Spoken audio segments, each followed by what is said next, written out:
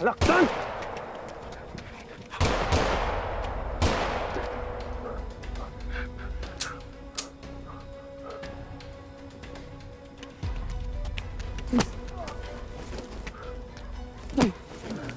Sumuko ka na! Huwag katulan mo!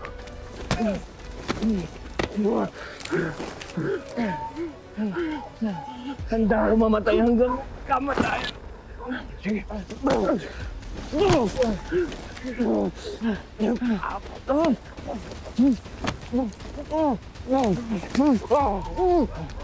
Dapat dating malakas na pinatayan!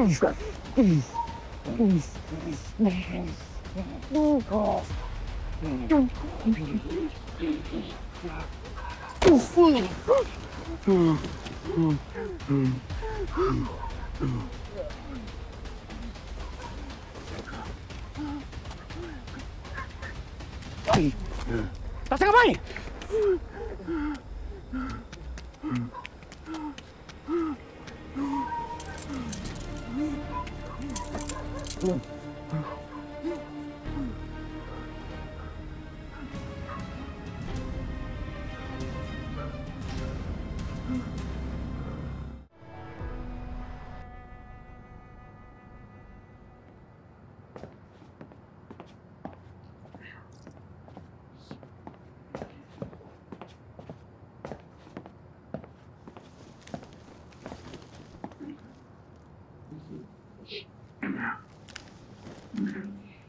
Leonardo Lozano, may gusto raw sabihin sa'yo si Madam Glenda.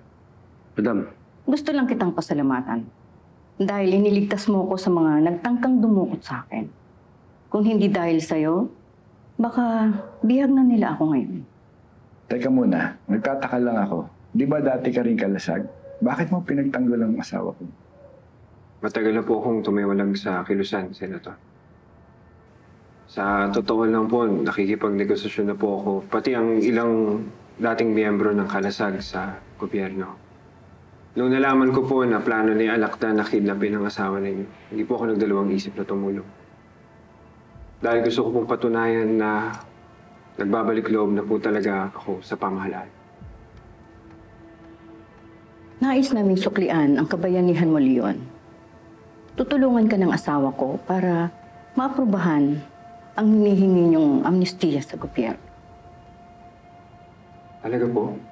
Oo, Leon. Ako ngayon ang head na nakaupo sa Committee on Peace, Unification, and Reconciliation. Kaya inirecommend ako na mapabilis at maaprubahan ang petisyon niyo. Pero ano pong mangyayari sa akin, pati po dun sa mga kasamahan ko? Ganito yan, Leon. Mananatili ka muna sa kustodiya ng polis. At ang anak mo, ilalagay muna natin sa pag-aalaga ng Women's Center. Pero huwag ka mag-alala, sinisigurado ko sa iyo na lahat kayo mabibigyan ng kalayaan. Marami pong salamat. Marami pong salamat. Alam niyo po, matagal ko na itong pangarap. Ang talikuran ng dati kong buhay. Para po patunayan ko ang sarili ko, nakarapat dapat po ako sa mga taong mahal ko. Maraming pong salamat.